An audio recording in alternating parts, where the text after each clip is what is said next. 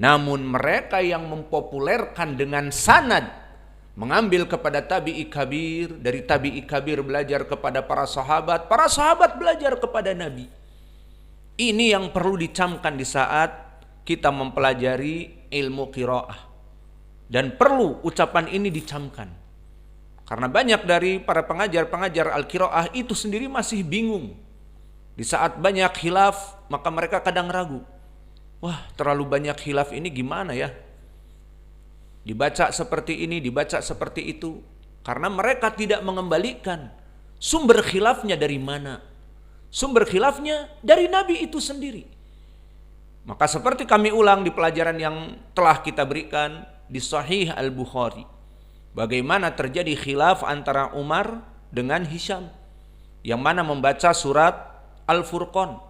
Maka diadukan kepada Umar, ini Hisham ya Rasulullah membaca surat Al-Furqan bukan seperti yang aku dengar dari kamu. Ditabayun oleh Nabi, idan iqra, wahai Hisham, dibacalah surat Al-Furqan. Nabi mengetahui itu qiraah yang benar. Apa kata Nabi?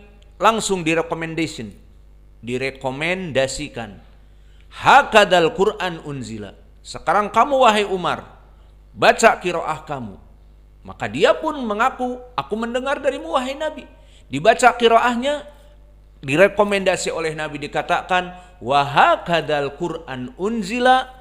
Kemudian disebutkan faqra'u ma tayassara minal Quran, dari qiraah yang bisa kamu pelajari. Maka di sini syahidnya Umar mendengar dari Nabi selain surat Al-Furqan yang didengar Hisham dari Nabi, hafalkan dari apa yang kalian mudah. Kemudian di hadis yang lain, di hadis Imam Ahmad, kalau tadi di Sahih Al-Bukhari, sekarang di Musnad Imam Ahmad, datang dari berbagai sahabat, banyak bukan hanya dari Umar saja, disebutkan bahwa unzilal Quran bisab'a ahrufin. Al-Quran itu diturunkan dengan 7 dialek. Ditafsirkan oleh para ulama 7 dialek, 7 dari dialek bahasa Arab seperti dialek Quraisy dan seterusnya.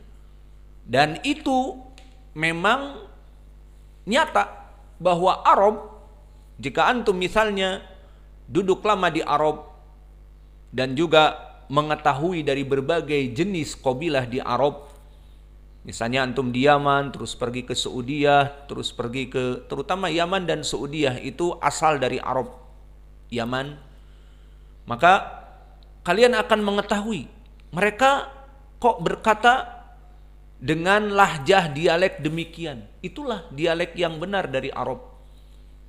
Maka di sini menunjukkan Nabi Muhammad di dalam hadis Ubay yang diriwayatkan oleh Imam Ahmad, bahwa di saat datang malaikat Jibril memberikan ilmu kepada Nabi, menurunkan Al-Quran, tentunya Ubay tidak melihat Jibril, namun melihat gerak-gerik Nabi Muhammad. Maka di saat diturunkan, Nabi Muhammad mengatakan as-saniyah, qiraah yang kedua, as-salisah, qiraah yang ketiga, ar-rabi'ah, sampai kepada 7. Maka di sini Ubay ibnu Ka'ab mengetahui, kemudian berkata kepada Ubay, fa innal Qur'an unzila ala sab'a ahrufin. Al-Quran itu diturunkan dengan 7 dialek. Maka di sini kita mengetahui bahwa perbedaan qiraah seperti sekarang sanad'u zabaniyah itu semuanya dari Nabi Muhammad. Bukan klaim bahwa az-zabaniyah itu Al-Kisai. Ini hanya yang mempopulerkan. Dan sanadnya kalau kita bongkar dari Al-Kisai akan berhenti kepada Nabi. Itu pertama. Lalu kedua, dijadikan oleh para ulama qawaid al-usul fil qiraah. Contohnya, apa sih usul qiraahnya dari Al-Kisai? Pertama, al-imalah al-kubra. Ha-at-ta'nis ini spesifik qiraah Al-Kisai. Jika ada tak ta'nis seperti khati'ah jadi khati'eh, kadibah kadibeh. Di ayat yang lain, di surat yang lain sama. Di Al-Quran semuanya seperti itu. Ini dinamakan dengan qawaid usul qiraah fulan, qiraah allan. Maka usul qiraah dari Al-Kisai ha at-ta'nis dibaca al-imalah al-kubra. Contohnya seperti itu. Dan juga misalnya wars, usul dari wars an-naql, di mana hamzah dihafuzkan dan harokat hamzah tersebut dipindahkan kepada yang sebelumnya. Dan contoh yang ma'ruf misalnya fil ardi menjadi fil ard. Dan begitu pun tanwin dengan hamzah, nunnya dibaca seperti yang kita lewati di dalam ayat. Misalnya seperti itu. Maka dari sini dibentuk oleh para ulama ahli tajwid, ahli qiraah, qawaid. Qawaid dari Waras an-Nafi' demikian. Qawaid dari tadi Khalaf an Hamzah dengan melaksanakan idgham kabir. Seperti wal adiyat dhabha. Loh, mana itu wal adiyati? Mana ti-nya? Tidak ada. Idgham kabir. Itu oleh ulama dijadikan. Ini untuk apa? Untuk mempermudah kita mempelajarinya. Golikul bab. Untuk mempermudah kita mempelajarinya, dijadikan rumus-rumus seperti ini. Adapun hakikahnya itu ucapan Nabi. Namun jika tidak dirumuskan seperti ini, maka semuanya kembali kepada Nabi. Bagaimana cara kita membedakan? Qiraah misalnya tadi az-zabaniyah kepada Nabi, qiraah az-zabaniyah kepada Nabi. Semuanya didengar oleh sahabat seperti itu. Bagaimana cara membedakannya? Itulah mulai dari kelompok tabi'i, mulai qiraah berbeda. Dan mulai dari sahabat seperti tadi kami sebutkan, Umar demikian dan Hisham demikian. Namun Umar mempunyai murid-murid yang dia dengar dari Nabi demikian, Hisham mempunyai murid-murid. Akhirnya diterima oleh para tabi'in dari Qura dan diterima oleh para sahabi dari para Qura seperti Ubay ibnu Ka'ab. Maka qiraah mereka yang masyhur dari para qiraah as-sab'ah yang mutawatirah itu bisa dipertanggungjawabkan qiraahnya dan bisa kita hafal dan bisa kita amalkan, dibaca di masjid-masjid kita menjadi imam. Berarti kita telah menghidupkan sunnah Nabi. Maka saya camkan bahwa kita melaksanakan sholat berjamaah dengan pembacaan qiraah yang berbeda di masjid kita yang Allah berkahi ini, itu tujuannya bukan gaya-gayaan. Maka tidak ada yang mengklaim kepada kita, oh fitnah, bikin fitnah. Bagaimana tetangganya dengar? Alhamdulillah tetangga kita dari dulu sampai sekarang tidak ada yang protes. Karena apa? Tetangga kita monyet ya. Dan yang kedua, tetangga-tetangga di sana pun tidak ada, karena mereka tahu kita mengajarkan ilmu ini. Jika kita tidak mengajarkan ilmu ini, ujuk-ujuk disuruh khutbah Jum'ah, baca qiraah Waras an-Nafi', mungkin bisa jadi fitnah, bisanya. Namun setelah itu kalau dijelaskan ini qiraah demikian dan demikian, dan mereka tahu kita pengajar di bab ini, di fan ini, di ilmu qiraah, maka mereka pun akan memahami.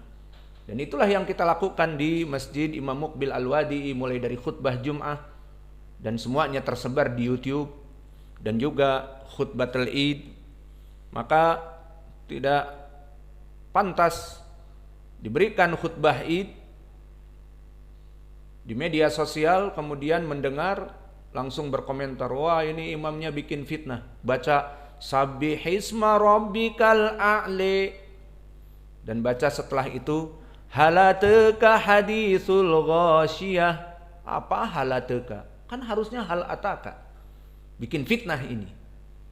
Belum mendengar dari khutbahnya dan sebagainya, sudah langsung mengklaim seperti itu.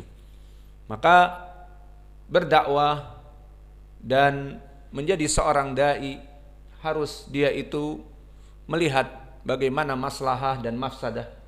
Dan kita mengajarkan kepada kalian terus-menerus ilmu qiraah, dan kita praktekkan di masjid kita, salat 5 waktu, jahar dan juga di salat Jum'ah dan di salat Id, maka alhamdulillah sampai this time tidak ada yang protes. Kenapa?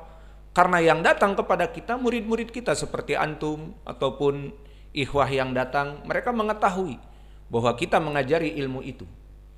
Alhamdulillah kita bisa menghidupkan sunnah-sunnah Nabi di masjid ini, dan ini adalah suatu keutamaan yang besar bagi kita semua. Maka insya Allah kita mengharapkan kepada Allah dari pahala yang besar dan juga dari menghidupkan ilmu. Karena jika semua guru tajwid mengajarkan hanya qiraah hafaz saja, dan itu yang terjadi di mana-mana, semua orang mengira Al-Quran yang dia hafal, saya sudah hafal 30 juz, dipikirnya yaitu saja Al-Quran. Sehingga di saat di sana ada yang menghafal dengan qiraah yang lain, dianggapnya salah atau dianggapnya qiraahnya tidak benar. Kenapa bisa terjadi seperti ini? Karena terbutakan dari qiraah yang lain. Dipikirnya qiraah Hafs an Asim itu yang benar dan hanya itu qiraah sedunia. Maka kita katakan justru dengan kita mengajarkan ilmu qiraah ini menghidupkan sunnah. Saya mau tanya, apakah dulu yakin antum Nabi Muhammad hanya membaca surat Al-Quran dari Hafs an Asim? Jawabnya tidak. Disebutkan di hadis Nabi membaca menurunkan Al-Quran ala sab'i ahruf. Buktinya di hadis Al-Bukhari, dia membaca didengar oleh Umar lain dan didengar oleh Hisham lain. Dan di hadis Imam Ahmad yang tadi saya sebutkan dari Ubay dan juga dari sahabat yang lain dari Abi Hurairah, ikhtalafas sahabah fi zamani Nabi anil Quran. Bahwa terjadi khilaf di kalangan para sahabat mengadu kepada Nabi tentang Al-Quran yang mereka dengar. Sahabat sebagian mendengar demikian dan menghafalnya, sebagian sahabat mendengar demikian dan menghafalnya. Sama seperti hadis Umar, namun tidak disebutkan siapa yang menjadi sahabat yang khilaf di sini. Bisa jadi sahabat yang lain selain dari Umar dan Hisham. Kesimpulannya, permasalahan seperti ini telah terjadi di kalangan para sahabat dan semuanya dikembalikan kepada Nabi bahwa itu khilaf semuanya dari Nabi.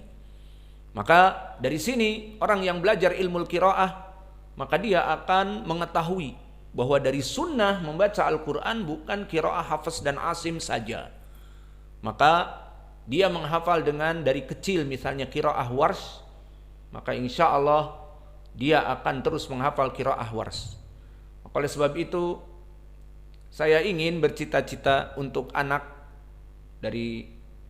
kita itu ada yang dari kecil menghafal qiraah Warsh. Bisa jadi dari sekarang antum sudah menghafal, ada yang misalnya Hudzaifah sudah